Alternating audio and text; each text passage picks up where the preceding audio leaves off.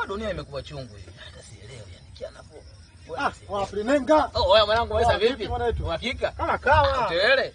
Uhakika vipi? Mbona umekaa hapa vipi? Mwanangu mimi nawaza vitu vingi mwanangu. Maisha mwanangu anipeleka mpela nyagu mwanangu sielewi. Au sio? Kila ninapokaa mwanangu kwa moto. Oya sopo wanipangie. Oya sikia mwanangu. Leo siku ya ex yako. Sawa.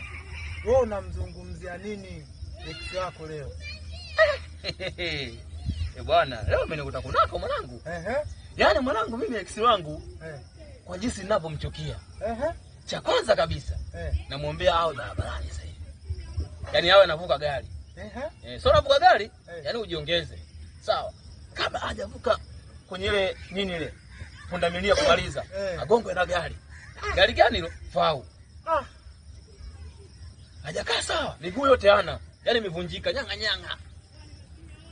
Watokea wasalimu wema, unajua wale wa kusaidia nini mara fulani barabarani.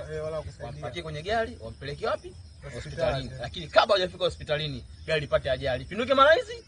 Mara 4. Lakini katika ajali, waponde wote. Yeye mwenyewe ndo afe. Kwa nini mwanangu azungumza kama hivyo? Mwanangu unajua ni ex wako. Kwa nini mwanangu? Mwanangu acha. Kwa nini maana ex? Ni yaani unajua ina maana nyingi. Oya, ex ziko nyingi. Kuna ex ya kubomoa na zile ex za unajua. Lakini hizi ex hii mwanangu, ex steps yake ni kitu kibaya. Hata serikali unajua. Kwa mwanangu kuna kitu yani amekukera. Amenikera sana mwanangu. Yaani mwanangu mimi ubaya ubwela. Yaani mimi namwomba mabaya hadi popote alipo mwanangu. Au sio? Yaani namchukia kinyagu. Sema nini? Baridi mwanangu, ngoja nikaendelee kwa hoji na wengine kule. Au sio?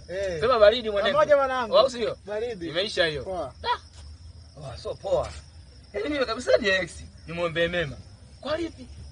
Kwa sura yenyewe kwanza ile ukawa yani kushoto kulia. Leo eti nimwombe mema. Oya wewe. Nyau ubaya ubwela. Sisi amefanya hivi na mimi nafanya vile. Kwa hiyo popote alipo mimi namuombea. Mungu ananiona. Oya wewe. Miguu ivunjike. Sema baridi.